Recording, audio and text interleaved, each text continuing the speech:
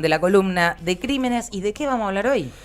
Vamos a hablar de gente que hace cosas dormida. Ay, no, yo fui sonámbula mucho tiempo. No, chicos. me da pánico la Re. gente sonámbula, me da Sonámbulos. pánico. Sonámbulos. ¿Qué puede, qué no puede hacer un sonámbulo? ¿Qué nos puede pasar a todos? Es peligroso. ¿Cómo nos damos cuenta si nos miente, no nos miente? Qué difícil, ¿no? Bueno, Perdón, ¿vos hacías cosas? O sea, te levantabas. De todo me ha pasado, pero Ay, sí, en una época era mato. levantarme y hacerme cosas que no tenían mucho sentido. A veces era simplemente dejar rastros, tipo, no sé, la luz del baño prendida, la heladera abierta, Claro. la Coca-Cola en el piso. La cosa sana. hermoso. La Como cosa cosas sana. así. He tenido conversaciones. Yo hablaba, pero no. ¿Te deschavabas en algo o eran conversaciones en las que... bla? Era chica igual como para tener muchos secretos. Me parece Ok. que nunca deschavé ningún secreto, pero no, eran más incoherentes que otra cosa. Qué difícil. Tenían que ver con lo que estaba soñando en el momento. Qué cagazo, hermano, ¿no? Y mi hermano que me daba charla, que me se la seguía. La cosa sana otra La vez. cosa sana otra vez. Y a Bien. comparación de esto. No asesinábamos tal vez. a nadie, Claro, claro, no sé. exactamente. No La robé. vara está- Creo que nunca robé dormida.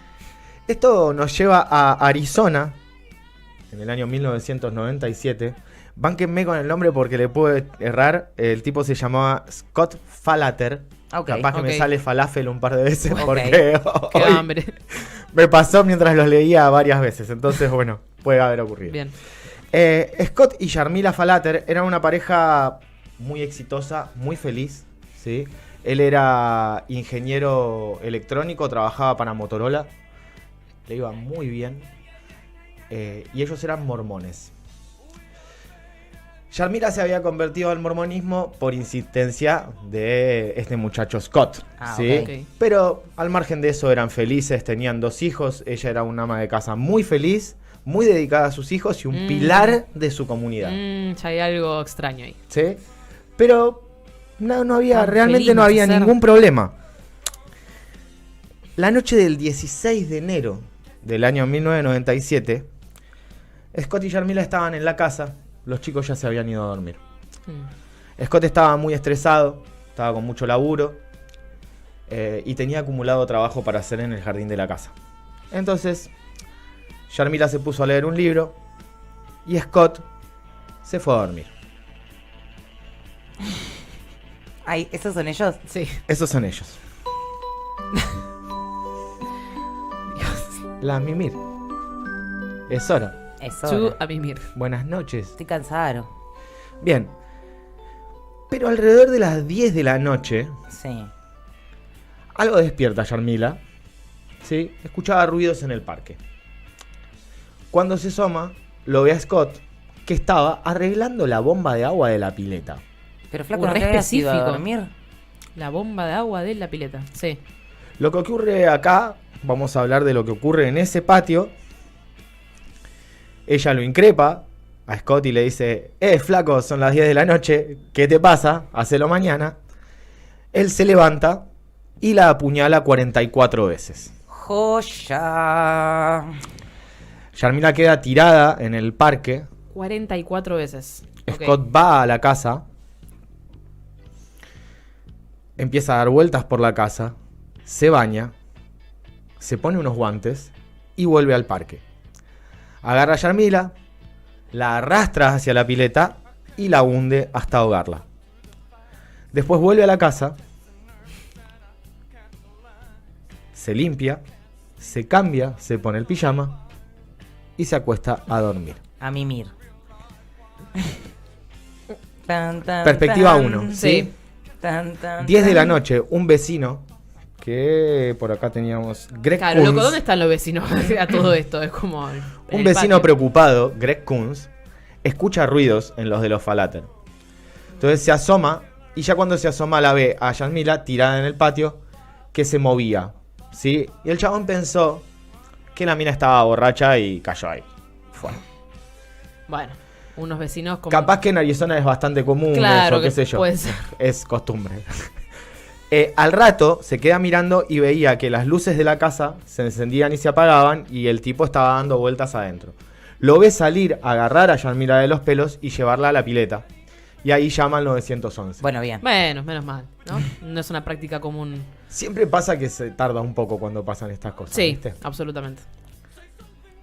Cuestión que ve que ocurre eso, cuando ve que hay mucha sangre en la pileta, se da cuenta que es mucho peor de lo que pensaba, y también lo ve a este tipo irse adentro de la casa y ahí quedar.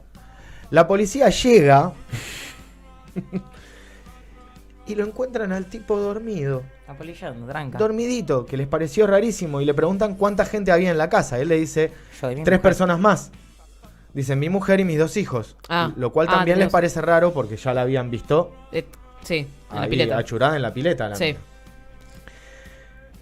Lo que dice el policía es, esta es la declaración de un poli así como salió.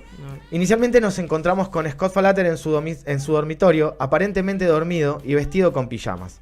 Esta situación nos llevó a considerar la posibilidad de que estuviera sufriendo de sonambulismo. Sin embargo, a medida que avanzamos en la investigación y recolectábamos pruebas adicionales, surgieron dudas sobre la veracidad de su declaración.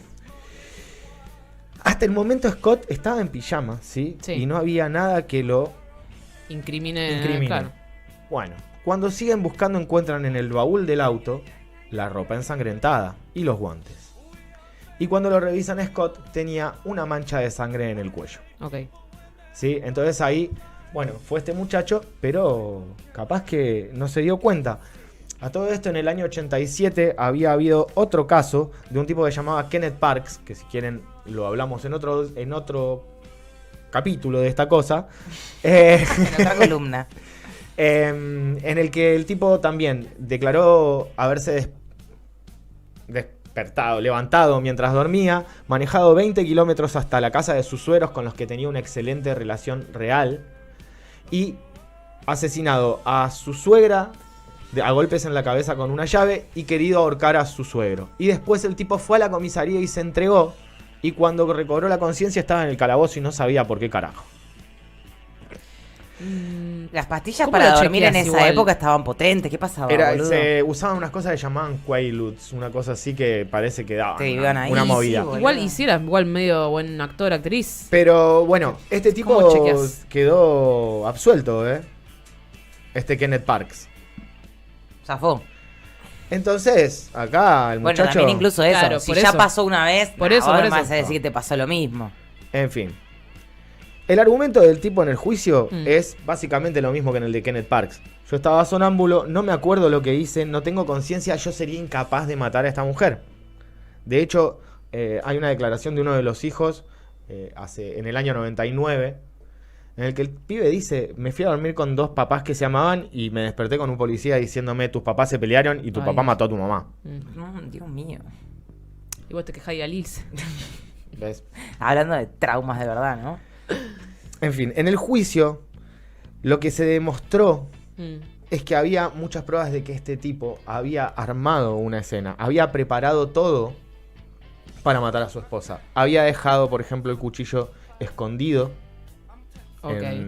abajo de la bomba de agua. Claro, porque tenía Raman, al toque que le preguntó, ¿por qué tenía el cuchillo? Claro, nunca nos hizo preguntas, de verdad. Y no todas las heridas en el cuerpo de la mujer son defensivas. Que en general, cuando un sonámbulo ataca a una persona, primero que no tiene un arma letal a mano. Es raro. Puede ser que sea a las piñas, sí. Pero... y segundo, que en general ellos sienten que están siendo atacados, no es que están cometiendo el ataque. Claro. Entonces, en general, las heridas del tipo que está enfrente son de alguien que se trata de defender. Entonces, primero demostraron esto y después le hicieron un par de estudios de sueño. Pero como hablábamos con Euge, como el tema del sonambulismo es como la parálisis de sueño, depende de los periodos de estrés. Por ahí vos te haces un estudio de sueño y te meten todas las pichicatas y está todo bien y no te despertás a la noche. Pero bueno, este muchacho se demostró que no era sonámbulo. Había varias declaraciones de la hermana diciendo que a los 20 años el tipo había tenido un episodio de sonambulismo, pero este tipo no se acuerda, ni recuerda el episodio que dice la hermana, ni se acuerda de que se lo hayan contado. Básicamente lo quisieron salvar. Claro. En ese momento en Arizona estaba la pena de muerte. Los hijos pidieron que no fuese pena de muerte para el padre, porque evidentemente creen esta historia. Claro, el nivel de confusión para las criaturas es terrible. Y el jurado... también fue dividido. Entonces por eso zafó de la pena de muerte. El tipo sigue preso, sigue negando acordarse de nada de lo que pasó esa noche, sigue diciendo que él hubiese sido incapaz de matar a esa mujer. Pero bueno, un par de anécdotas de alrededor dicen que podría haber sido. Tenían varias discusiones porque ella ya había dejado de ir a la iglesia, por ejemplo. Él quería tener más hijos, como todo mormón, y ella con 2 ya tenía las pelotas bastante llenas y no tenía ganas. Había ciertos problemas económicos. Entonces ahí podemos encontrar como ciertos motivos. Sí, un violento, un recontra violento el chabón, la tenía sometida a ella hace un montón de tiempo, sobre todo bajo el yugo de la religión, me parece. Sí. Y después, bueno, hay varios compañeros de trabajo que cuentan que el tipo en más de una ocasión les contó la historia de este otro Kenneth Parks. Ah, bueno, listo, bárbaro. Recontraarmada. Claro, como... Qué boludo igual. Te da como un poquitito a pensar que este pibe estaba un poquitito tocado y todo planificado para matar a la mujer. Lo que no sabemos es por qué carajo. Bueno. Sí, a veces no hay explicaciones. Me gustaría hablar del otro caso igual también, ¿eh? Sí. Bueno, lo traemos. Kenneth Parks. Realmente... Porque ese sí lo logró. Ese lo logró. Sí. Ese lo logró. Pero porque evidentemente hay alguna manera de hacer que te lo crean. Dicen igual, ¿no? Que despertar al sonámbulo es peligroso. Porque puede sentirse atacado. Claro. Sí, y igual yo no sé si no es una teoría que nos queda a nosotros del Chavo del 8. No, de última era sonámbulo y la doña Florinda decía, no lo despierten. Si tenés un sonámbulo en casa... Me enseñó el Chavo del 8. Tenés un sonámbulo en casa, me parece que tenés que tener un sifón de soda. Entonces lo despertás de lejos. Es buena la del sifón. ¿Por qué con soda hay una manguera? Porque la manguera tenés atacado, no le es un montón la manguera. Que le pega a la pared el boludo. ¿Qué onda? ¿Por qué no te vas a acostar? ¿Por qué no te vas a acostar? ¿Por qué no te vas a acostar hasta que me voy a acostar? Yo creo que en verdad lo peligroso es el shock de despertarse en un lugar donde no sabes dónde estás. Pero mirá si te pintaba capanga y le andate a dormir vos y atacabas vos ahí, ¿entendés? A mamá. Cualquiera. No hacía nada muy terrible. Una vez me desperté parada en la almohada llamando a un gatito. Mira, un gatito, pero yo estaba con un cuchillo en la mano. Y hermoso. Mi abuela que me decía, él no está el Michi, se fue para otro lado, acostate. Y yo que me acostaba, bueno, se fue el Michi. Yo tenía una compañía que ha llegado a abrir la puerta de la calle, eso sí. No. Sí. No. Y que se quedaba ahí parada, pero sí, ya sabían que le pasaba todo eso, entonces ya estaban y tenías que esconder la llave arriba de la heladera en lugares que no alcanzara, porque la chona se despertaba en el medio de la noche y era como, sí. No, a mí me da un pánico los sonambulos. El sonambulismo me pintó siempre por el lado de que le pinta a la gente que es como uno y le gusta apoltronarse en un sillón. Parálisis de sueño, nada más. Claro, parálisis yo tuve. Y hablar de noche. Me parece mucho peor que... Bueno, nunca fui sonámbulo, pero es durísima la parálisis del sueño. La parálisis es complicada. La primera vez sentí que te moriste. Igual... Yo no parálisis, pero sí sueño vívido. O sea, soñar que me levanté y que empecé a hacer las cosas que tenía que hacer en el día y después darme cuenta que estaba acostada. No. Eso sí, eso recontra. Llegás tardísimo a todos lados. Y me pasa en una época. Claro, porque aparte me pasa mucho en el momento de la siesta. Como que había una época que laburaba después del mediodía, entonces comía algo, me acostaba 20 minutos y yo soñaba que me levantaba, que me cambiaba, que salía para el laburo y de pronto estaba en la cama. Pésimo. No. 11:53 de la mañana, ¿escuchamos un temita más y nos despedimos? ¿O no? ¿Querés que nos despidamos? ¿Quiere que nos despidamos? Ya está, Santi no quiere laburar más, hermana. Ya está. Y yo le pregunto a Santi en vez de preguntarle a Rochi, soy una mierda. Bueno, pero está bien, ya es el coordinador. Muy peronista, no agarrar la pala, Camila Jones. No somos de la cultura del trabajo. Nosotros somos gente que no somos de la cultura del trabajo, ¿viste? Somos así.